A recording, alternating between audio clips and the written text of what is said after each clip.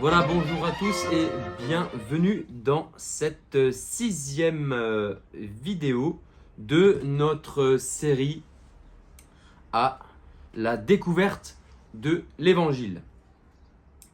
Nous repartons donc ensemble pour 45 minutes, 50 minutes. Alors, voilà, c'est parti. Nous faisons d'abord un bref récapitulatif sur ce que nous avons vu dans la précédente vidéo. Donc dans la 5e, nous avons vu les avis particuliers donnés par Saint Jean le Baptiste. Nous avons vu l'annonce et l'arrivée du Messie.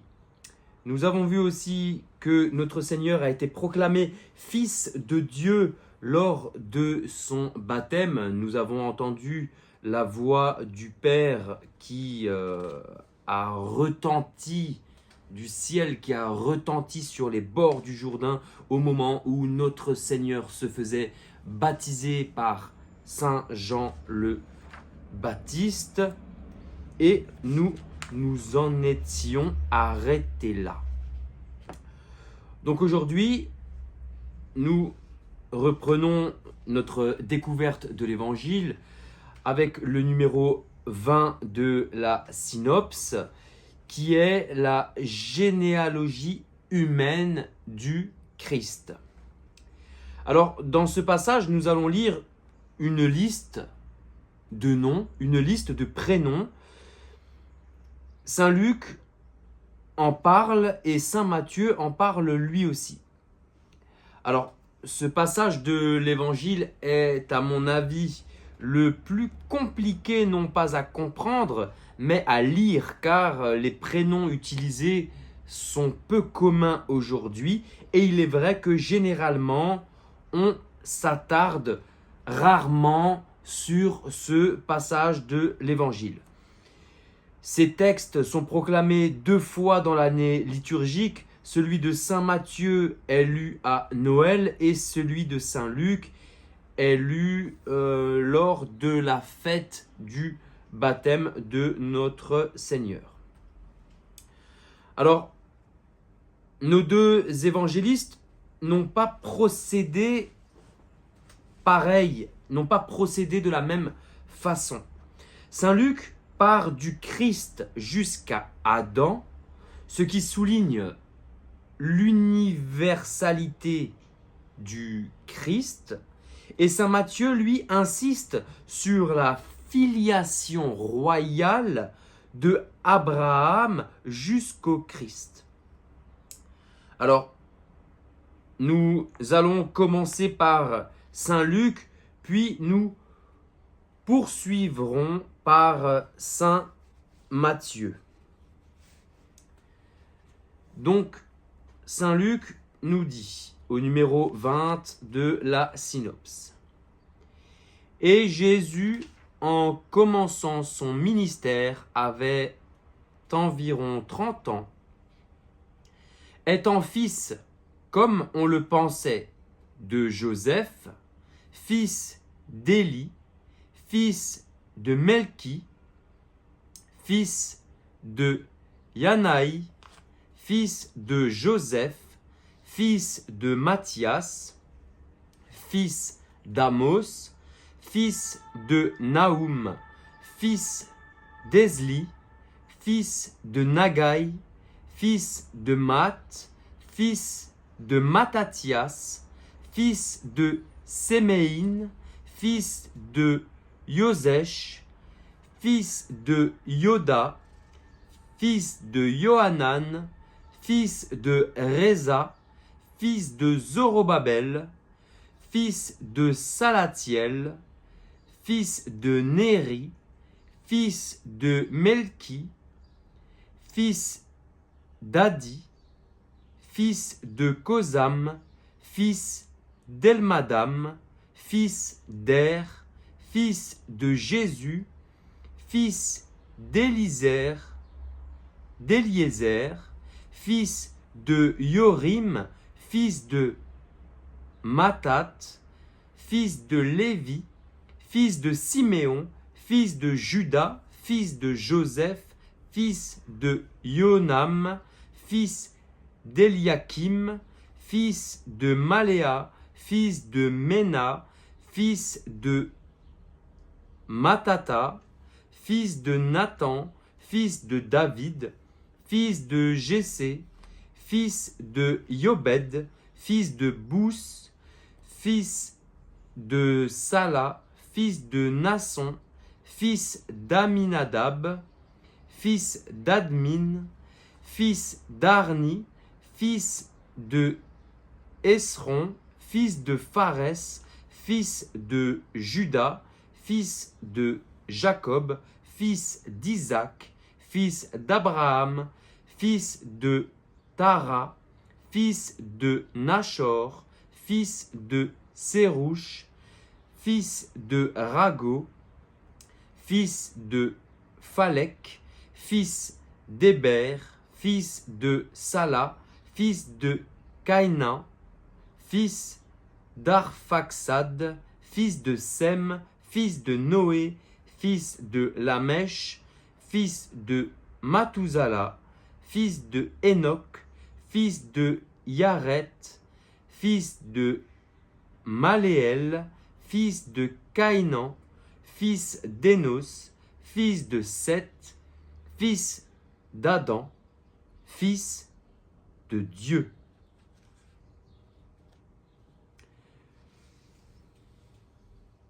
Voilà pour la généalogie selon Saint Luc. Saint Luc nous fait donc cette généalogie en partant de Saint Joseph, le père d'adoption de notre Seigneur. Et par cet écrit, il veut montrer que notre Seigneur ne concerne pas uniquement Israël, mais notre Seigneur est bien concerné par toute l'humanité. Notre Seigneur est pleinement Dieu, mais aussi pleinement humain. Il a bien une descendance réelle qui passe par le roi David. Parce que, nous le savons, le Messie devait venir de la lignée du roi David. Donc nous voyons bien que notre Seigneur n'est pas apparu d'un coup, mais qu'il est pleinement présent dans l'humanité depuis Adam, tout simplement.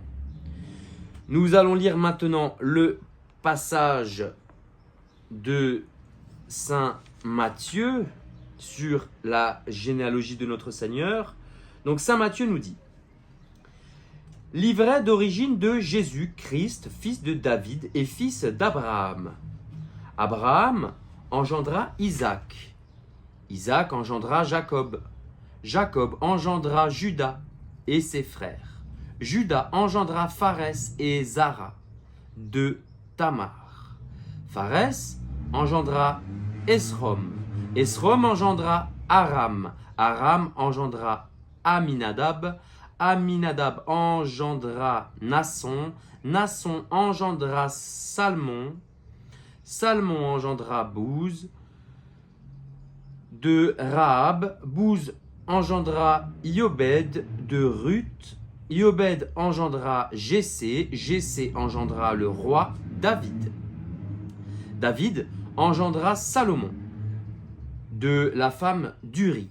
Salomon engendra Roboam. Roboam engendra Abia. Abia engendra Asa.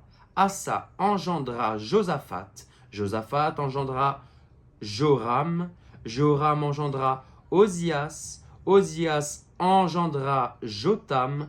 Jotam engendra Akaz. Akaz engendra Ézéchias. Ézéchias engendra Manassé. Manassé engendra Amon. Amon engendra Josias. Josias engendra Jéconias et ses frères lors de la déportation à Babylone. Après la déportation à Babylone, Jéconias engendra Salatiel. Salatiel engendra Zorobabel. Zorobabel engendra Abiud. Abiud engendra Eliakim. Eliakim engendra Azor. Azor engendra Sadoc. Sadoc engendra Hakim.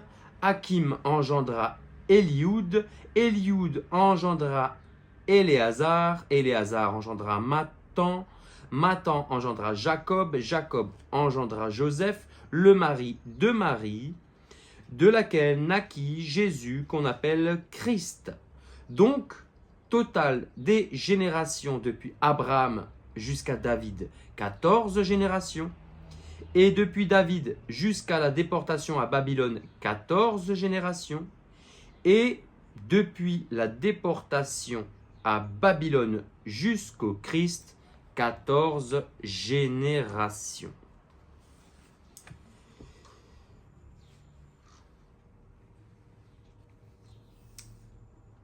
Donc, saint Matthieu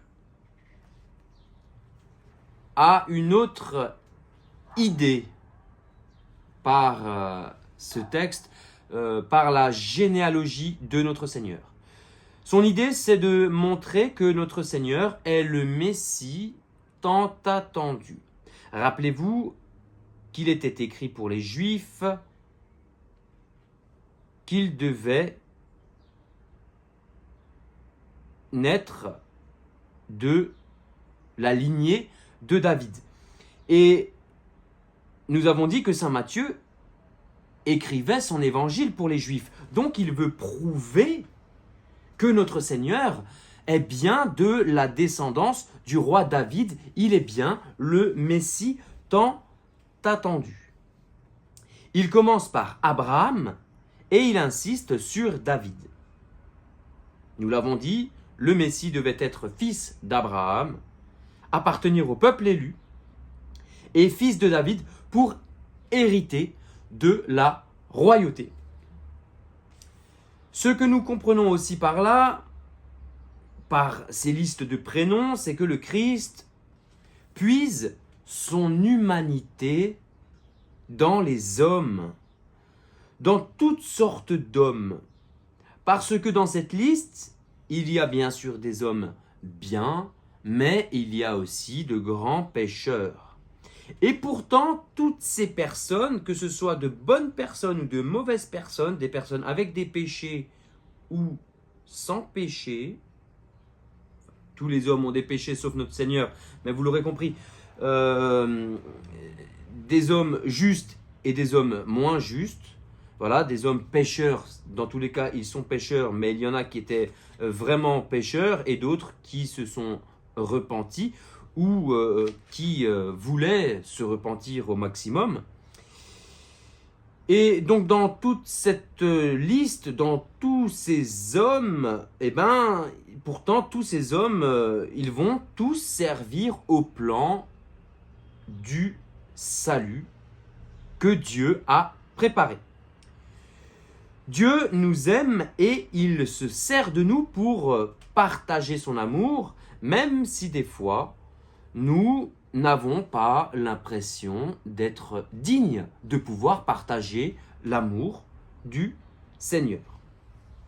N'oublions pas que ceux qui ont fait l'humanité du Christ, toutes ces personnes que nous venons de dénoncer, toutes ces personnes-là ont servi au plan de salut. Et pourtant, ils n'étaient pas forcément des gens mieux que nous. Donc, des fois, voilà, on peut se dire que nous ne sommes pas dignes du Seigneur, mais pourtant, notre Seigneur s'est servi de tous ces hommes depuis Adam jusqu'à sa venue. Il s'est servi de tous ces hommes pour se créer une lignée, pour se créer des origines, une généalogie. Et dans cette généalogie, il y avait des hommes, nous l'avons dit, bons et des hommes moins bons. Et pourtant, ces hommes, même moins bons, même très grands pécheurs, ont servi au plan de Dieu. Donc même nous, avec notre petitesse, même nous, si nous ne nous sentons pas intérieurement dignes de proclamer le royaume de Dieu, dites-vous toujours que notre Seigneur s'est créé une généalogie avec toutes sortes de personnes dans sa lignée. Voilà pour le numéro 20, pour la généalogie humaine du Christ. Nous allons passer maintenant au numéro 21, le jeûne et tentation du Christ. Alors, après la généalogie de notre Seigneur, nous le retrouvons au bord du Jourdain. Nous sommes donc juste après son baptême qu'il vient de recevoir de Jean le Baptiste. Et avant de commencer sa mission, avant de proclamer la bonne nouvelle, avant de proclamer le royaume de Dieu, avant de faire connaître Dieu aux hommes, notre Seigneur va se rendre au désert, conduit par l'Esprit. Alors, je ne vous cache pas que c'est un de mes passages préférés de l'Évangile parce que je le trouve nécessaire même pour nous aujourd'hui. C'est de ce passage que nous vient le carême.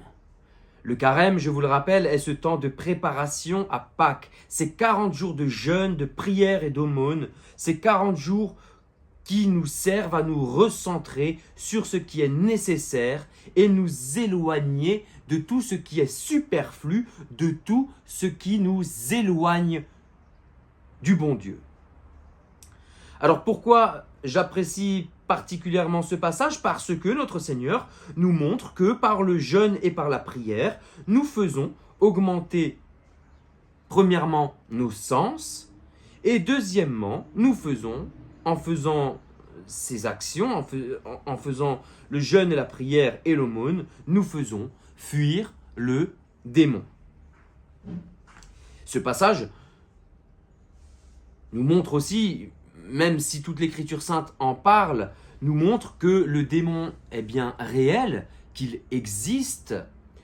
Pourtant, aujourd'hui, nombreux sont ceux qui veulent le mettre de côté, qui veulent le mettre aux oubliettes. Et pourtant, le démon existe bien depuis le début. Et il existe toujours encore aujourd'hui. Et la plus grande victoire, la plus grande malice qu'a fait le démon, c'est d'arriver à faire croire au monde qu'il n'existe pas. Et les prêtres exorcistes pourront vous parler davantage de l'existence réelle du démon dans notre monde. Fermez la parenthèse. Le jeûne et la prière nous rapprochent de Dieu. Et quand nous nous rapprochons de Dieu, nous faisons fuir le démon. Et je pense que ce passage est important parce qu'il montre une réalité que beaucoup ont mis de côté. Le démon existe bel et bien. Et donc c'est une réalité. Et l'autre réalité, c'est que jeûner et prier aide tout simplement au combat spirituel. Ce sont des armes. Le jeûne et le jeûne et la prière sont des armes puissantes pour lutter. Et ces armes-là, l'Église les a toujours mises en avant. Le Christ nous en reparlera plus tard dans l'Évangile, mais là, dans ce passage, il nous montre clairement l'exemple, il nous montre ce que nous devons faire. Et c'est bien pour ça que l'Église, encore aujourd'hui, nous donne ce temps de jeûne, de prière et d'aumône, 40 jours avant Pâques, nous donne ce temps de carême, parce que notre Seigneur nous montre que ce temps est nécessaire pour tous les chrétiens pour combattre le mal. Alors, qui est le démon? Le démon, nous le rencontrons pour la première fois dans l'Évangile. Et donc, comme à chaque personnage rencontré, nous allons détailler un petit peu qui il est et en parler. Parler de ce que nous savons grâce à l'évangile. Alors le démon peut être aussi appelé Lucifer. Lucifer, c'était le plus beau des anges. Lucifer qui veut dire le porteur de lumière. Et cet ange, qui est bien sûr créé lui aussi par Dieu, c'est une créature, je vous rappelle qu'il n'y a que Dieu qui est incréé. Et donc cet ange créé par Dieu n'a pas voulu se mettre à genoux devant Dieu dans une nature inférieure. Je rappelle brièvement l'ordre naturel. Il y a en premier le bon Dieu. Et il y a en deuxième les anges, il y a en troisième les hommes, en quatrième les animaux, en cinquième les végétaux, puis en sixième les minéraux. Donc Lucifer n'a pas accepté de servir Dieu dans son incarnation. Il n'a pas accepté, quand Dieu a dévoilé son plan à ses anges, de s'incarner en homme. Lucifer a déclaré « non serviam ». Il n'a pas voulu, vu que l'ange est supérieur à l'homme, Lucifer n'a pas voulu servir Dieu si Dieu s'incarnait dans une nature inférieure. Et nous savons que Lucifer a amené avec lui un tiers des anges du ciel qui sont devenus des anges déchus. Pour trouver ce chiffre, je vous invite à aller lire tout simplement le livre de l'Apocalypse. Et donc, la mission principale de ces anges déchus, c'est de détourner l'homme de Dieu pour le mener à sa perte. Alors, vous allez me dire, combien fait un tiers des anges? Ce que nous pouvons dire déjà, c'est qu'il y a un ange gardien par personne depuis le commencement du monde. Jusqu'à la fin du monde, chaque personne a un ange gardien unique, qui a l'unique mission de garder l'humain du début de sa vie jusqu'à sa mort terrestre. Donc déjà, vous prenez le nombre d'anges gardiens. Pour savoir le nombre d'anges gardiens qui ont existé depuis le début de la création, il faut savoir combien d'hommes il y a eu depuis Adam et Ève. Déjà, le nombre de personnes là, on peut imaginer qu'il y a eu des anges gardiens, sachant que les anges gardiens sont une classe et qu'il y a d'autres classes d'anges. Donc, il y a beaucoup plus d'anges que d'hommes. Et un tiers donc de ces anges sont devenus des anges déchus. Aujourd'hui, certains, même membres de l'Église, ont du mal à croire ou n'y croient plus du tout. Je pense qu'ils n'ont pas tout simplement lu suffisamment ce passage de l'Évangile ainsi que tout le reste de la Sainte Écriture qui nous parle des anges mauvais, des démons, mais aussi de leur chef Satan, du début de l'Écriture sainte jusqu'à la fin de l'Écriture sainte, du premier livre de la Genèse jusqu'au dernier livre de l'Apocalypse. Les livres de l'Écriture sainte nous parlent des anges, qu'ils soient bons, qu'ils soient mauvais, ou de leur chef, Satan. Satan n'est pas qu'une image, il est un personnage réel, il était le plus beau des anges qui a été mis dehors, on peut dire ça, qui a été mis à la porte par l'ange Michel, Saint Michel, qui lui a préféré servir Dieu. Saint Michel aura dit lors de la bataille, quand Lucifer aura dit non serviam, qu'il ne veut pas servir Dieu sous une apparence humaine, Michel, lui, a répondu quis ut Deus, qui veut dire qui est comme Dieu, qui peut décider à la place de Dieu. Personne ne peut décider à la place de Dieu. Si Dieu veut se faire homme, il se fait homme. Et toutes les personnes qui auront encore du mal ou qui ont encore du mal à comprendre ça, ne sont pas inspirés par l'Esprit Saint. L'Esprit Saint nous aide à voir clairement que notre Seigneur a pris chair, tout simplement, parce qu'il nous le révèle dans son Saint Évangile. Avançons dans notre découverte de l'Évangile et nous allons lire la synopse en commençant par Saint Luc.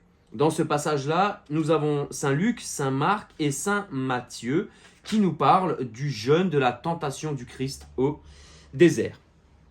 Nous commençons donc par Saint Luc.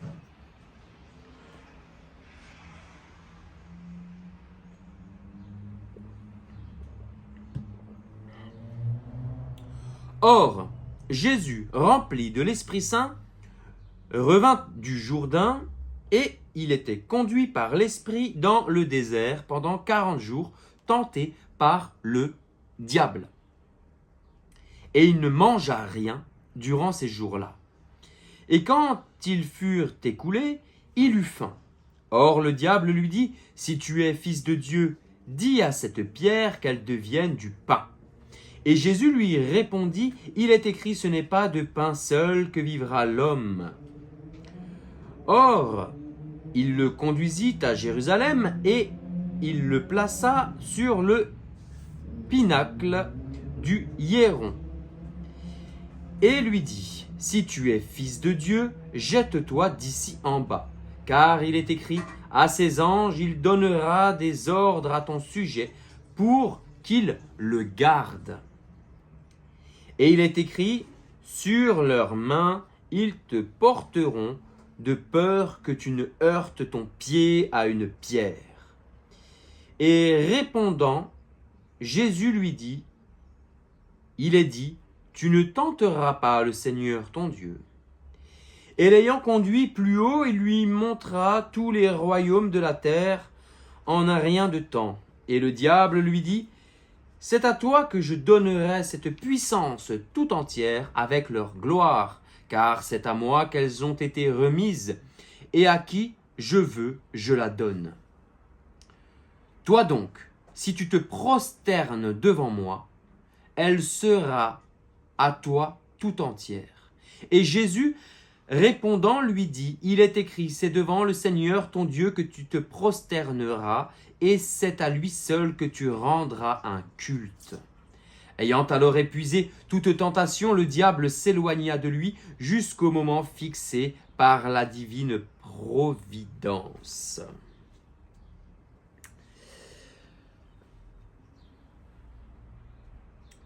Alors, nous voyons que notre Seigneur est à jeun. Et tous les prêtres exorcistes vous le diront. C'est à jeun que l'homme est le plus fort pour combattre et même pour battre le démon. Donc notre Seigneur, qui dans sa divinité ne peut pas être tenté, va être tenté dans son humanité. Attention, en tant que Dieu, dans sa divinité, il ne peut pas être tenté car il est parfait. Mais son humanité, car rappelons-le, notre Seigneur est 100% homme, 100% Dieu, son humanité peut être tentée. Et nous l'avons vu, et je n'y reviens qu'un instant, notre Seigneur est pleinement Dieu. Nous l'avons vu dans le prologue de Saint Jean. Et nous avons vu aussi qu'il est pleinement humain au numéro précédent avec sa généalogie. Donc le tentateur veut faire tomber l'humanité de notre Seigneur. Et il veut le faire tomber en le provoquant. C'est de la provocation, un peu comme un enfant qui dirait à l'autre, si tu es un homme, vas-y, rentre dans la boulangerie et vole une sucette. L'autre en face, qui veut prouver qu'il est un homme, va aller bêtement faire ce que lui a dit le premier. Mais un enfant intelligent, un enfant qui serait guidé par son intelligence, répondrait, un homme ne vole pas, il paye sa sucette avec l'argent qu'il a honnêtement gagné. Le démon veut pousser l'humanité du Christ à lui montrer sa divinité, ce qui le ferait pécher. Mais le Christ ne montre pas sa puissance, mais il montre qu'il est fidèle à sa divinité et guidé par cette intelligence suprême. Il pourrait très bien rabattre le caquet du démon, mais il va le faire par sa sagesse. Il ne va pas le faire par sa puissance. C'est sa sagesse qui va faire fuir le démon, et la sagesse fait bien sûr encore aujourd'hui fuir le démon. Ça marche pour le Christ, ça marche pour notre Seigneur, mais ça marche aussi pour nous. Le démon ne s'approche pas d'un homme sage, le démon ne s'approche pas d'un homme guidé par son intelligence, et le démon ne s'approche pas d'un homme qui vit des sacrements. Passons maintenant à Saint Matthieu. Alors Saint Matthieu nous dit, « Alors Jésus fut conduit au désert par l'Esprit pour être tenté par le diable. Et après avoir jeûné 40 jours et 40 nuits, il eut faim. Et s'approchant, le tentateur lui dit, « Si tu es le Fils de Dieu, dis que ces pierres deviennent des pains. » Mais lui, il répondit, il est écrit, ce n'est pas de pain seul que vivra l'homme, mais de toute parole qui sort de la bouche de Dieu. Alors le diable l'emmène à la ville sainte, et il le plaça sur le pinacle du Hieron. Et lui dit, si tu es fils de Dieu, jette-toi en bas, car il est écrit à ses anges, il donnera des ordres à ton sujet, et sur leurs mains ils te porteront de peur que tu ne heurtes ton pied à une pierre. Jésus lui dit, aussi bien il est écrit, tu ne tenteras pas le Seigneur ton Dieu. De nouveau le diable l'emmène sur une montagne très haute et lui montre tous les royaumes du monde avec leur gloire. Et il lui dit, cela, à toi, je te donnerai tout. Si tombant à mes pieds, tu te prosternes devant moi. Alors Jésus lui dit, retire-toi, Satan, car il est écrit, c'est devant le Seigneur ton Dieu que tu te prosterneras, c'est à lui seul que tu rendras un culte. Alors le diable le laisse, et voici que les anges s'approchèrent de lui, et ils le servaient. Satan, le démon, est aussi le père du mensonge.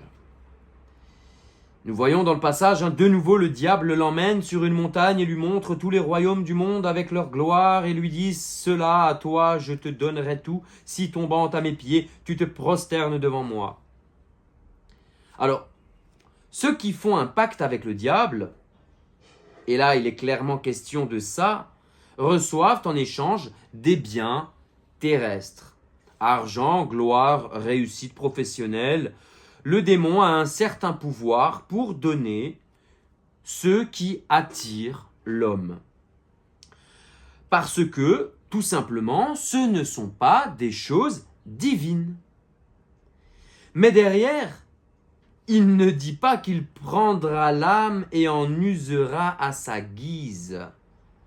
L'argent, ce n'est pas divin. La gloire non plus et le pouvoir non plus.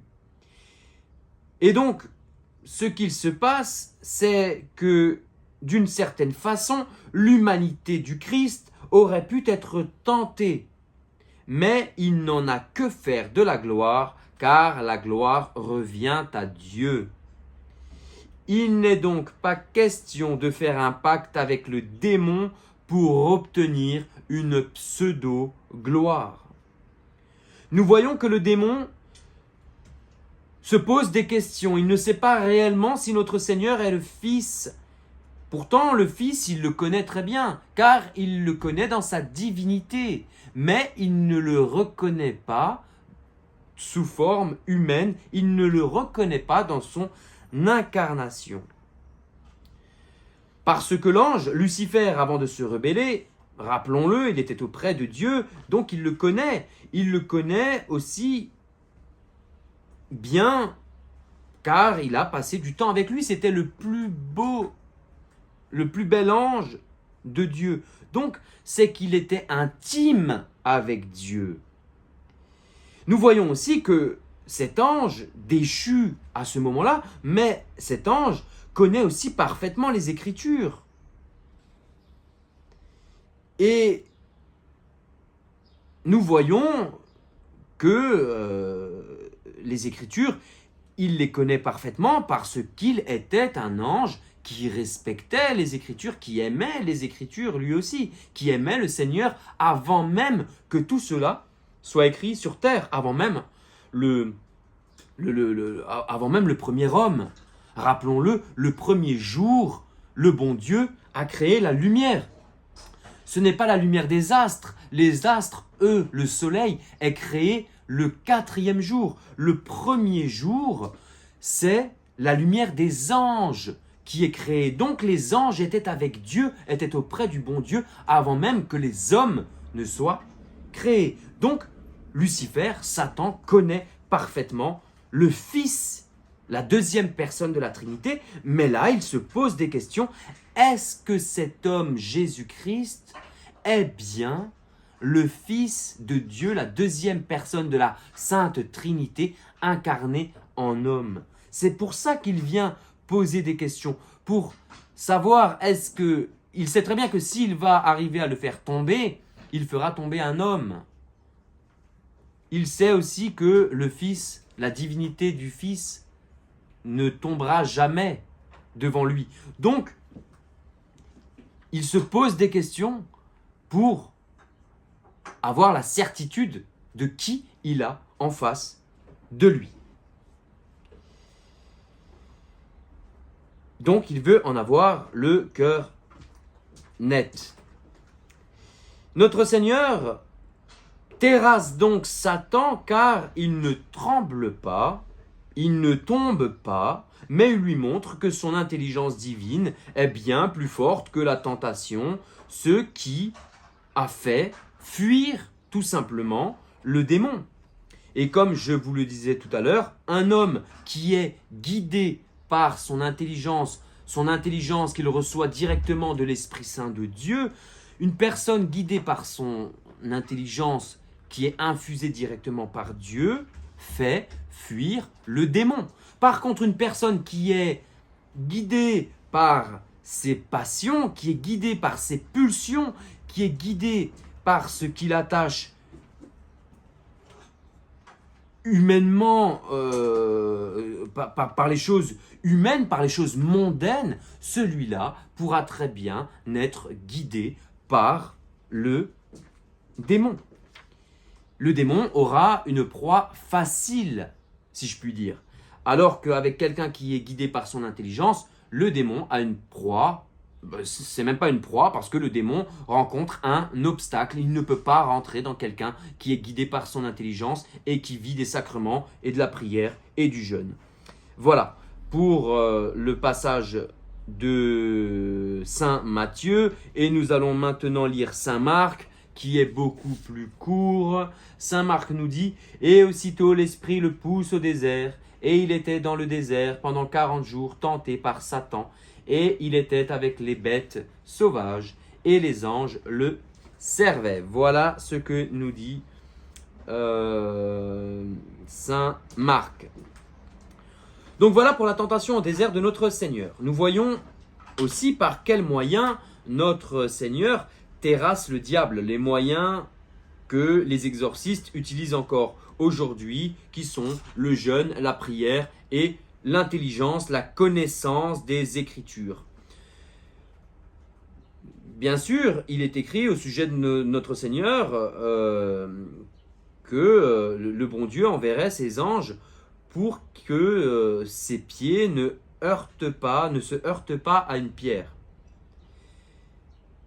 Mais c'est à comprendre, c'est si notre Seigneur devait tomber sur quelque chose qui n'est pas prévu, un ange serait envoyé. Comme nous l'avons vu depuis le début. Depuis le début de l'Annonciation jusqu'au baptême de notre Seigneur, les anges ont toujours évité que notre Seigneur tombe sur des pierres, tombe sur des embûches. Hérode voulait le tuer, l'ange a averti en songe Saint Joseph pour qu'il parte en Égypte. L'ange a toujours été là pour protéger notre Seigneur et pour donner les bonnes indications à ceux qui avaient la mission de s'occuper de lui et de faire attention à lui. Donc nous voyons bien que les anges ont bien été envoyés pour que notre Seigneur ne rencontre pas d'embûches avant le moment où lui-même se donne pleinement, tout simplement. Et si notre Seigneur, pris par son côté humain, on pourrait dire ça comme ça, si notre Seigneur humainement voulait montrer au diable en lui disant « Bien sûr que si, regarde, si je saute d'en haut de la falaise, les anges vont me rattraper », ça voudrait dire qu'il voudrait prouver quelque chose aux démons, qu'il voudrait montrer qu'il est capable d'envoyer des anges, comme le dit à un moment, il pourrait très bien changer ses pierres en pain, mais ce n'est pas parce que le démon, ce n'est pas parce que la tentation de le faire va le pousser à le faire qu'il peut le faire. C'est un peu comme la gourmandise. La gourmandise, est-ce que je peux manger tout ce qu'il y a dans mon frigo? Je peux manger tout ce qu'il y a dans le frigo. Est-ce que c'est bon que je mange tout ce qu'il y a dans le frigo? Ce n'est pas bon que je mange tout ce qu'il y a dans le frigo. Et notre Seigneur pourrait très bien transformer les pierres en pain, mais il ne le fait pas, car il n'en a pas besoin. Par contre, nous le voyons une fois que le démon et la tentation est partie, les anges viennent et le servent. Les anges viennent le nourrir, viennent le servir. Parce que à ce moment-là, c'est nécessaire, il arrive à ses 40 jours de jeûne. Donc, le bon Dieu est là quand nous avons besoin de lui, mais nous ne devons pas provoquer le bon Dieu, nous ne devons pas provoquer pour faire de la magie ou pour faire de la gloire, tout simplement. C'est comme avec la parabole que nous verrons plus loin, qu'avec la foi, on pourrait très bien déplacer des montagnes. Aujourd'hui, beaucoup ne comprennent pas cette parabole. Cette parabole veut dire que on pourrait très bien déplacer des montagnes, mais celui qui voudrait s'en servir pour dire « j'ai tellement la foi que j'arrive à déplacer les montagnes », ce serait de l'orgueil. Il voudrait se montrer devant les autres. Et c'est pour ça que nous ne devons pas utiliser notre foi en Dieu pour prouver aux autres, tout simplement. Nous devons utiliser notre foi en Dieu pour aimer l'autre, pour servir l'autre, pour aimer Dieu, pour aimer notre prochain et pour accepter les difficultés qui nous arrivent, mais pas pour se montrer plus fort que quelqu'un d'autre. Regarde, moi, parce que j'ai la foi, je suis capable de faire bouger ce verre. Ça voudrait dire quoi? Ce serait comme de la magie pour prouver à l'autre. Et ça, c'est de la tentation démoniaque, tout simplement. Donc je disais, nous voyons donc de quel moyen notre Seigneur a terrassé le diable, et donc par les moyens que les exorcistes utilisent encore, le jeûne et la prière. Puis ce qu'il faut aussi, c'est ne rien vouloir d'humain et ne pas être guidé par ses passions, mais bien être guidé par son intelligence, nous le disons depuis tout à l'heure. Dernier point, parce que peut-être que vous allez vous poser la question, comment connaît-on ce passage de l'Évangile? Parce que nous allons être d'accord, je pense, sur un point, il n'y a là aucun témoin. Il y a deux personnes, il y a le démon et il y a notre Seigneur. Dans le reste de l'Évangile, il y a toujours des témoins oculaires, il y a toujours des gens qui ont été avec notre Seigneur, il y a toujours des gens qui étaient présents. Mais là, dans le désert, il n'y a que notre Seigneur et il n'y a que le démon. Et pour raconter une histoire, forcément, il faut bien que l'un des deux qui est présent en parle. Alors, nos deux personnages, les seuls qui peuvent nous en parler, les deux personnages qui sont ici, c'est donc soit notre Seigneur, soit le démon.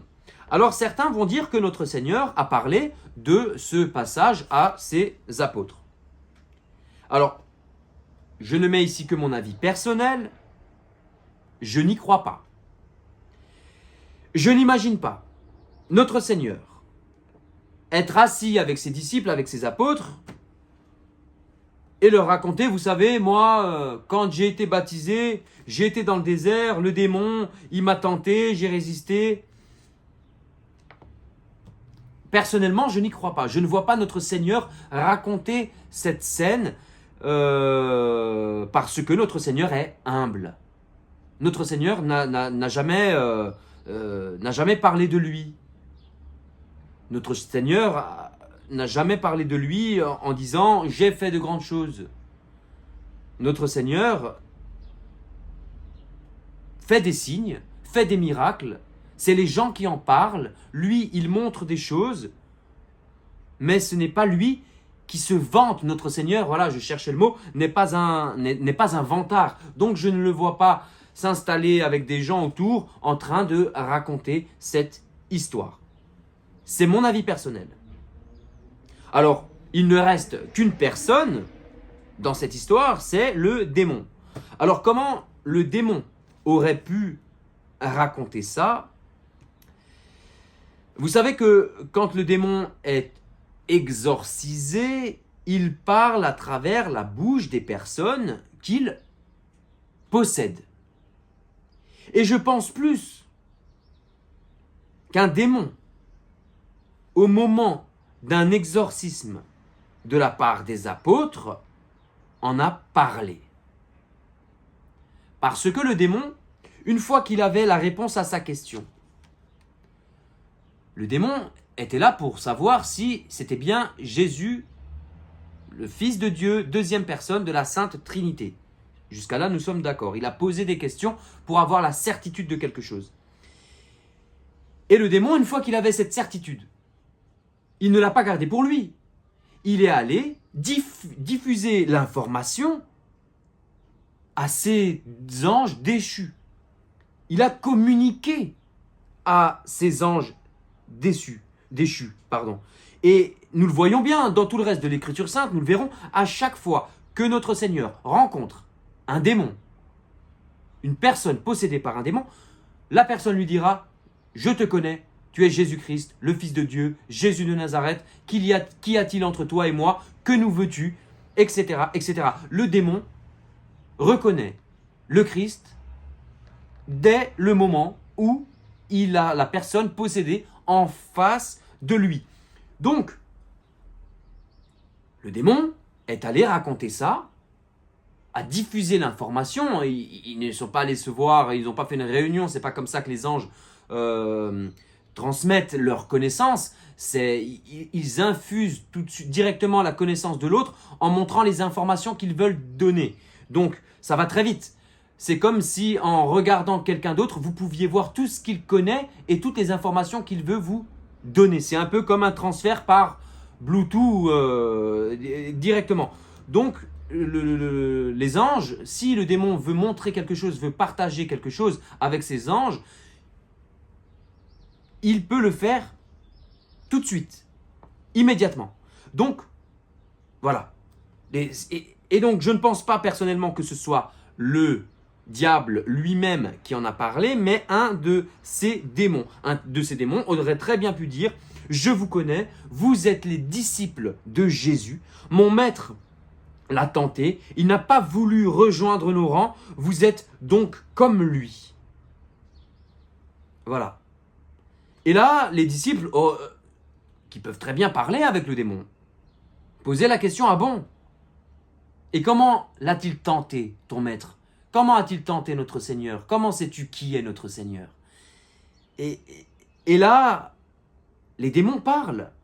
Les démons parlent à travers la bouche des possédés. Les démons donnent des fois des informations, donnent des fois des fausses informations et donnent des fois de vraies informations.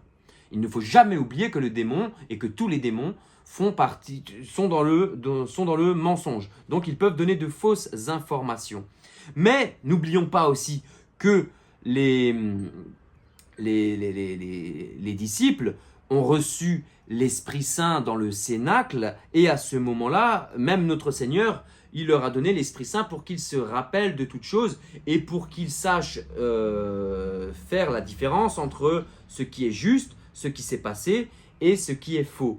Donc, notre Seigneur, en donnant cette force à ses disciples, nous le voyons encore aujourd'hui, si vous lisez les livres par exemple du Père Gabriel Amorth, le Père Gabriel Amorth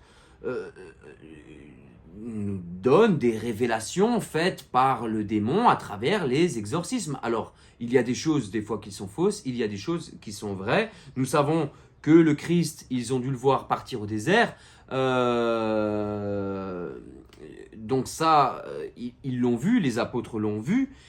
Et le démon, soit lui-même, soit un des anges déchus, a très bien pu raconter toute cette scène. Et même plusieurs anges déchus ont pu raconter la même scène. Et les apôtres, à un moment, se sont dit, il faut peut-être qu'on en parle quelque part. Et si notre Seigneur, par son Esprit Saint, les a laissés, les a guidés, les a laissés écrire ça de leurs mains avec leurs plumes, c'est qu'il y a derrière forcément la vérité, tout simplement. Parce que n'oublions pas que les évangiles ont été écrits par l'aide de l'Esprit Saint, donc l'Esprit Saint les a guidés, et si c'est mis dans l'Écriture sainte, c'est que l'Esprit Saint a témoigné de la véracité, de la vérité des propos. Voilà. Mais je ne pense pas personnellement que ce soit notre Seigneur qui soit allé raconter ça à ses disciples, mais plutôt que ce soit les démons qui sont allés raconter ça aux disciples par des exorcistes. Voilà.